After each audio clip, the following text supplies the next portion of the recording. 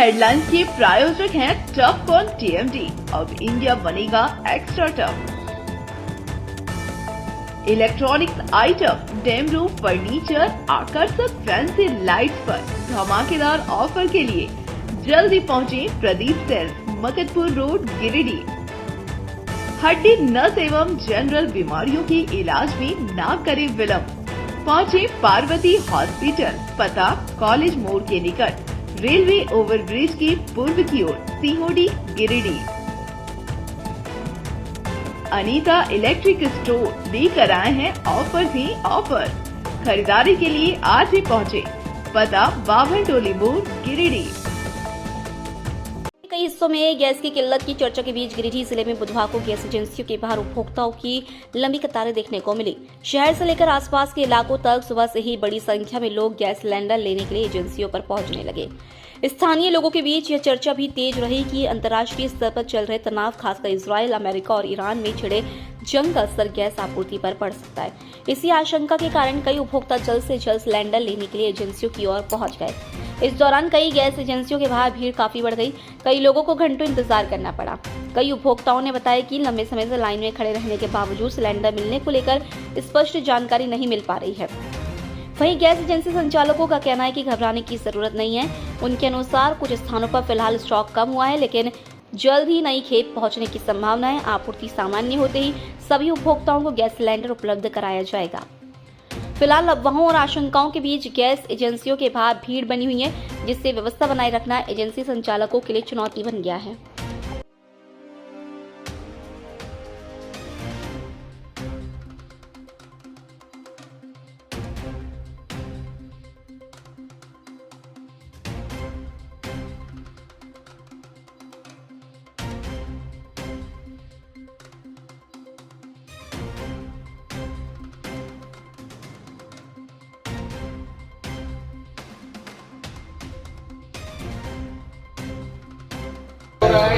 Market में पैसे बहुत ज़्यादा है गैस का, जिससे लोग परेशान हैं, काफ़ी भीड़ लग गई है और काफ़ी लोग परेशान हैं, जिसकी वजह से घर में महिलाओं को दिक्कत हो रही है, खाना बनाने में दिक्कत आ रही है।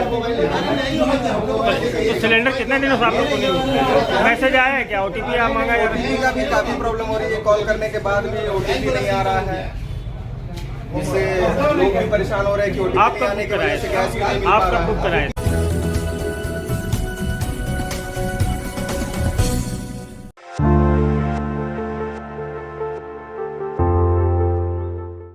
गिरिडीह जिले में इन दिनों घरेलू गैस सिलेंडर को लेकर गैस एजेंसियों पर उपभोक्ताओं की भीड़ देखने को मिल रही है। बताया जा रहा है कि आपूर्ति में कमी और नए नियम लागू होने के बाद कई लोग सीधे एजेंसियों पर पहुंचकर जानकारी ले रहे हैं। जानकारी के अनुसार जहां पहले एक एजेंसी को करीब 100 सिलेंडर की आपूर्ति होती थी, वहीं फिलहाल यह संख्या घटकर लगभग 60 से 70 के बीच रह गई है। दूसरी ओर अंतर्राष्ट्रीय हालात और गैस की किल्लत की चर्चाओं के कारण भी कई लोग घरों में अतिरिक्त सिलेंडर रखने की कोशिश कर रहे हैं, जिससे मांग बढ़ गई है और आपूर्ति प्रभावित हो रही है। इधर LPG गैस सिलेंडर की डिलीवरी को लेकर सरकार ने नया नियम लागू किया है। अब सिलेंडर की डिलीवरी के समय उपभोक्ता के मोबाइल पर आने वाला DAC यानी डिलीवरी ऑथेंटिकेशन कोड बताना अनिवार्य कर दिया गया है। इस कोड के बिना गैस सिलेंडर की डिलीवरी नहीं की जाएगी। दरअसल जब भी कोई उपभोक्ता गैस सिलेंडर बुक करता है तो उसके रजिस्टर्ड मोबाइल नंबर पर एक OTP की तरह DAC कोड भेजा जाता है। डिलीवरी बॉय जब सिलेंडर लेकर घर पहुंचता है तब उपभोक्ता को वही कोड बताना होता है, तभी डिलीवरी पूरी मानी जाती है। इसके साथ ही एक सिलेंडर की बुकिंग के बाद दूसरी बुकिंग के लिए अब 25 दिनों का इंतजार करना होगा। पहले ये अवधि 21 दिन थी। सरकार का कहना है कि यह कदम गैस की जमाखोरी और कालाबाजारी को रोकने के उद्देश्य से उठाया गया है। इधर एजेंसियों की माने तो कमर्शियल गैस सिलेंडर की आपूर्ति भी पिछले करीब 6 दिनों से नहीं हुई है। इस संबंध में एजेंसियों को आवश्यक इंतजाम बनाए रखने और दिशा निर्देशों का पालन करने को कहा गया है। गैस एजेंसी संचालकों ने उपभोक्ताओं से अपील की है कि वे अफवाहों पर ध्यान न दें और अपने गैस कनेक्शन में मोबाइल नंबर, आधार और बैंक खाते की जानकारी अपडेट रखें, ताकि बुकिंग और डिलीवरी में किसी प्रकार की परेशानी ना हो।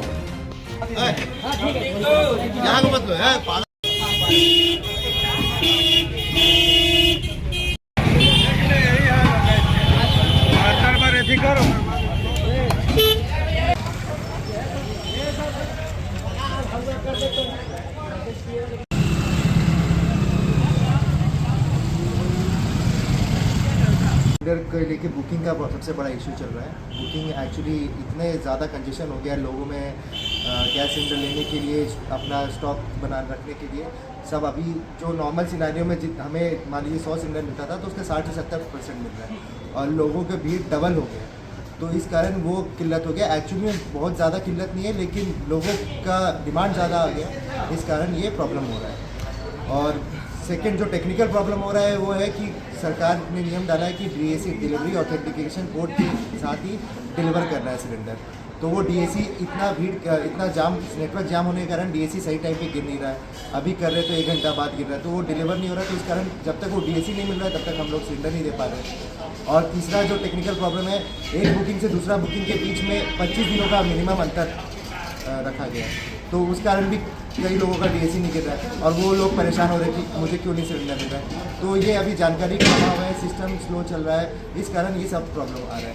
और तो जहाँ तक है कॉमर्शियल सिलेंडर की बात, कॉमर्शियल सिलेंडर पिछले 6 दिनों से हमें कोई कॉमर्शियल सिलेंडर नहीं मिला है।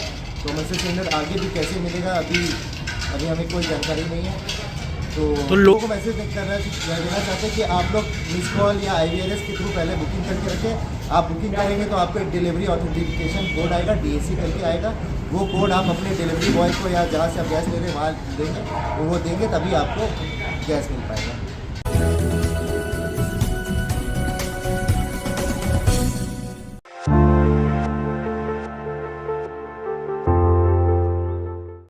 गिरिडीह जिले के बकोदर में वाहन की बकाया किश्त को लेकर बुधवार को हाई वोल्टेज ड्रामा देखने को मिला। फाइनेंस कर्मियों वाहन में सवार लोगों के बीच विवाद इतना बढ़ गया कि मामला मारपीट तक पहुंच गया, जिसमें एक व्यक्ति घायल हो गया। जानकारी के अनुसार सरिया थाना क्षेत्र के करम्बा गांव के कुछ लोग तिलक देने निमिया घाट जा रहे थे। इसी दौरान रास्ते में फाइनेंस कंपनी के कर्मियों ने उनकी गाड़ी रोक दी और बकाया किश्त को लेकर बातचीत शुरू हुई।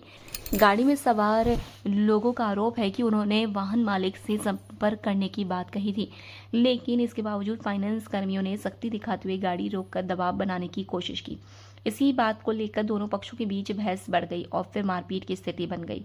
घटना के दौरान बाजार और आसपास के लोगों की भीड़ जुट गई और कुछ देर तक मौके पर हंगामे का माहौल बना रहा। स्थानीय लोगों ने बीच बचाव कर स्थिति को शांत कराने की कोशिश की।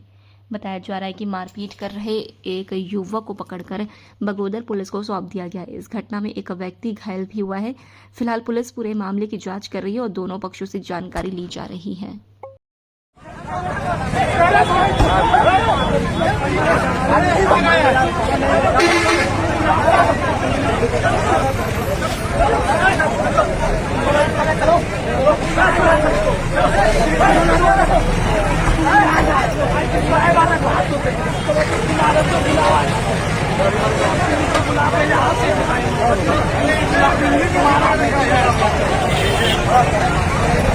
जैसे वो हम गाड़ी फल के लिए रोके, भैया का लगन में जा रहे हैं, हम रोके गाड़ी फल के लिए, उतने में वो आके फोटो खींचने लगा। तो बोले भैया, वो एकदम हमेशा घमंड से बात करने लगा पूरा टाउन में आके।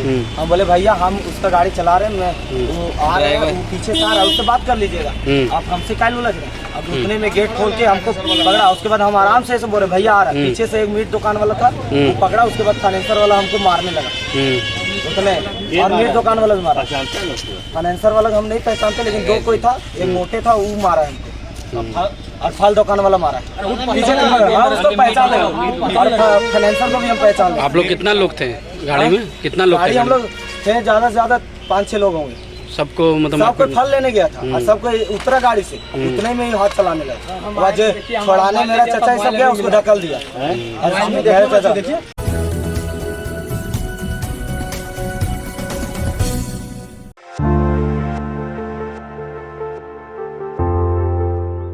गिरिडीह शहर के मछली मोहल्ला इलाके में एक महिला की मौत का मामला सामने आया है। मृतका की पहचान करीब 30 वर्षीय साजिया प्रवीण के रूप में हुई है, जो 2 बेटियों की मां बताई जा रही है। जानकारी के अनुसार महिला का शव घर के अंदर फंदे से लटका हुआ पाया गया। घटना की सूचना मिलने के बाद नगर थाना पुलिस मौके पर पहुंची और पूरे मामले की जांच शुरू कर दी। बताया जा रहा है कि घटना के समय महिला का पति अख्तर उर्फ सोनू अपने दूसरे पत्नी के घर बरवाजी इलाके में गया हुआ था। घर लौटने पर उसने पत्नी को फंदे से लटका हुआ देखा, जिसके बाद आसपास के लोगों और पुलिस को सूचना दी गई। घटना की जानकारी मिलते ही मृतका के मायके पक्ष के लोग भी मौके पर पहुंच गए। उन्होंने महिला तथा ससुराल पक्ष द्वारा प्रताड़ना की आशंका जताते हुए मामले की निष्पक्ष जांच की मांग की है। फिलहाल नगर थाना पुलिस पूरे मामले की जांच कर रही है। पुलिस का कहना है कि जांच के बाद ही घटना के कारणों को लेकर स्थिति स्पष्ट हो सकेगी। हम लोग का मंगवाओ, पेपर वगैरह मंगवाओ। प्रभु सर बोल रहे मनीष सर मनीष हमारे भाई भाई में रहते वो दिन आ गया तो कर बैठ गए वो दोनों कोटी गाली दे लो बैठ गए वो दिन आ गया तो कर बैठ गए वो दोनों कोटी गाली दे लो बैठ गए बीच में। मामला ये है कि सूचना मिला कि वो औरत फांसी लगा ली है और किस मीटर से लगाई, कैसे लगाई, हम लोग तो बाद में आए हैं, उतना जानकारी नहीं है। आगे जांच चल रही है, जांच चलने पर पता चलेगा।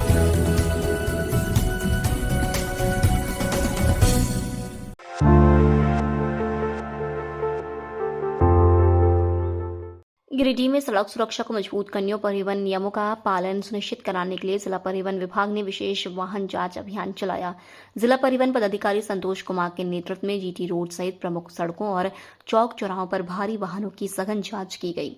अभियान के दौरान ट्रक, डंपर और ट्रेलर जैसे भारी वाहनों के कागजातों की बारीकी से जांच की गई। इसमें वाहन का रजिस्ट्रेशन, फिटनेस सर्टिफिकेट, बीमा, प्रदूषण प्रमाण पत्र और ड्राइविंग लाइसेंस समेत सभी आवश्यक दस्तावेज देखे गए। जांच के दौरान कई वाहनों में ओवरलोडिंग, फिटनेस प्रमाण पत्र की कमी और जरूरी दस्तावेजों की अनुपस्थिति जैसी अनियमितताएं सामने आई। नियमों का उल्लंघन करने वाले 10 भारी वाहनों के खिलाफ मोटर वाहन अधिनियम के तहत कार्रवाई करते हुए उनसे कुल 1,80,000 रुपये जुर्माना वसूला गया। वहीं जिन वाहन चालकों के दस्तावेज पूरे पाए गए उन्हें नियमों का पालन जारी रखने की सलाह दी गई। जिला परिवहन पदाधिकारी ने कहा कि सड़क दुर्घटनाओं को कम करने और यातायात व्यवस्था को सुचारू बनाए रखने के लिए इस तरह के जांच अभियान समय समय पर चलाए जाते हैं। उन्होंने वाहन चालकों से अपील की कि वाहन चलाते समय सभी जरूरी दस्तावेज साथ रखें और वाहन की फिटनेस और प्रदूषण प्रमाण पत्र का समय पर नवीनीकरण कराएं।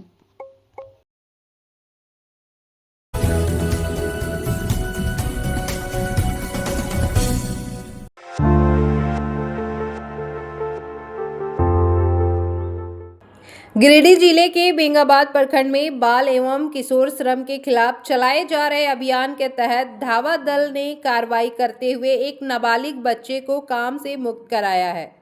जानकारी के अनुसार श्रम प्रवर्तन अधिकारी सदानंद कुमार के नेतृत्व में टीम ने बेंगाबाद स्थित एक सर्विस सेंटर में छापेमारी की, जहां एक नाबालिग बच्चे से काम कराया जा रहा था। जांच के बाद बच्चे को तुरंत वहां से रेस्क्यू किया गया। रेस्क्यू के बाद बच्चे को आगे की प्रक्रिया के लिए बाल कल्याण समिति के समक्ष प्रस्तुत किया गया, जहां उसके पुनर्वास और देखभाल को लेकर आवश्यक कार्रवाई की जाएगी। अधिकारियों ने कहा कि बाल श्रम कानूनन अपराध है और जिले में इसके खिलाफ अभियान लगातार जारी रहेगा। साथ ही लोगों से अपील की गई कि यदि कहीं भी नाबालिगों से काम कराए जाने की जानकारी मिले तो इसकी सूचना प्रशासन को दे।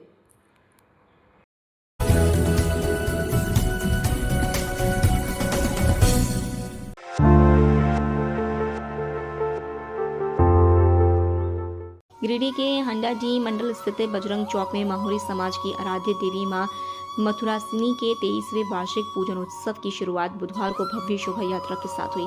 श्रद्धा और उत्साह के माहौल में बड़ी संख्या में श्रद्धालु इस धार्मिक आयोजन में शामिल हुए। जानकारी के अनुसार यह 3 दिवसीय पूजन उत्सव 11 से 13 मार्च तक आयोजित किया जा रहा है। कार्यक्रम के तहत प्रतिदिन पूजा अर्चना, आरती, प्रसाद वितरण, भंडारा, भजन संध्या और सांस्कृतिक कार्यक्रम आयोजित किए जाएंगे। आयोजन समिति के अनुसार 12 मार्च को महाप्रसाद यानी भंडारा और भजन संध्या का विशेष कार्यक्रम होगा। वहीं 13 मार्च को हवन और प्रसाद वितरण के बाद शाम करीब 6:30 बजे प्रतिमा विसर्जन के साथ पूजन उत्सव का समापन किया जाएगा। पूरे आयोजन को सफल बनाने में समाज के कई सदस्यों की सक्रिय भूमिका देखी जा रही है। वहीं समाज के युवा और महिलाएं भी बढ़ चढ़कर आयोजन में सहयोग कर रहे हैं।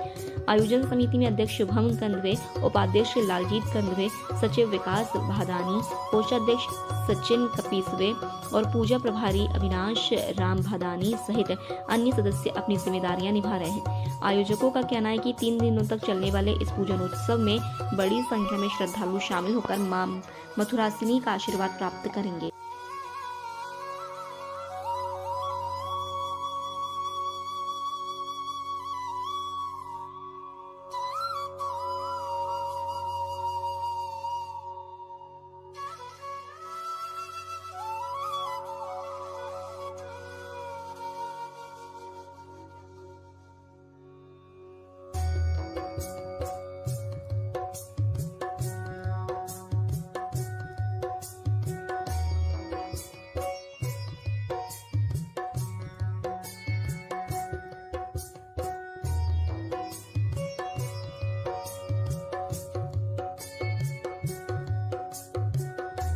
मथुरासिनी मैया की जय। देवी माँ मथुरासिनी मैया की जय। देवी। हम लोग हंडाड़ी मंडल के सभी माहुली स्वजाति माँ मथुरासिनी पूजा विगत 23 वर्षों से मनाते आ रहे हैं और उसी को लगातार मनाने हेतु इस वर्ष भी धूमधाम से माँ मथुरासिनी की कलश यात्रा निकाली गई है जो जलाशय तक आया है। इसमें 3 दिनों का कार्यक्रम है। पहला दिन आज कलश यात्रा होते हुए पूजन कार्यक्रम होगा और उसके बाद दिन में भंडारा का भी कार्यक्रम है। कल भंडारा और रात में भजन जागरण का प्रोग्राम होगा तथा तीसरे दिन हमारे यहाँ माँ भगवती की प्रतिमा विसर्जन और हवन का कार्यक्रम किया जाएगा। इसमें हम सभी स्वजाति धूमधाम से तन मन धन से तीनों दिन सभी कार्यों को छोड़कर माँ मथुरासिनी की पूजा में संलग्न हैं।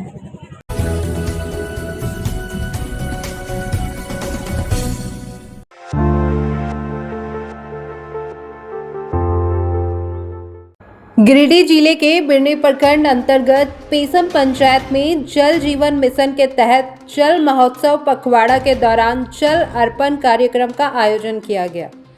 यह कार्यक्रम पेसम ग्रामीण जल आपूर्ति योजना परिसर में आयोजित हुआ, जिसमें मुख्य अतिथि के रूप में उप विकास आयुक्त स्मिता कुमारी शामिल हुई। उप विकास आयुक्त ने बताया कि जल अर्पण कार्यक्रम का उद्देश्य समुदाय में जल स्रोतों के संरक्षण, पेयजल आपूर्ति से जुड़े ढांचों के रख रखाव की भावना विकसित करना और इन पर सामुदायिक स्वामित्व को मजबूत करना है। अंतर्राष्ट्रीय महिला दिवस के अवसर पर कार्यक्रम में मौजूद JSLPS समूह की महिलाओं और जल सहिया बहनों को शॉल देकर सम्मानित किया गया। साथ ही उन्होंने ग्राम जल एवं स्वच्छता समिति के गठन पर जोर देते हुए ग्रामीणों से अपील की कि वे जल कर की राशि जल सहिया के माध्यम से समिति के खाते में नियमित जमा करें, ताकि जल आपूर्ति योजनाओं का संचालन और रखरखाव सुचारू रूप से हो सके। इस दौरान उप विकास आयुक्त ने जल जीवन मिशन के तहत बने ओवरहेड टैंक और पानी टंकी पर रक्षा सूत्र बांधकर इसके संरक्षण का संकल्प लिया और योजना को महिलाओं व समुदाय को समर्पित करते हुए पेसम ग्रामीण जल आपूर्ति योजना का हस्तांतरण किया। कार्यक्रम में पेयजल एवं स्वच्छता प्रमंडल 2 के कार्यपालक अभियंता अविक अंबाला ने कहा कि महिलाओं के नेतृत्व में जल आपूर्ति योजनाओं का संचालन अधिक प्रभावी ढंग से किया जा सकता है और इसे सफल बनाने की जिम्मेदारी सभी की है। इस मौके पर प्रखंड विकास पदाधिकारी, प्रखंड उप प्रमुख, यूनिसेफ टीम, महिला जनप्रतिनिधि, JSLPS समूह की महिलाएं, जल सहिया बहनें और बड़ी संख्या में ग्रामीण उपस्थित रहे।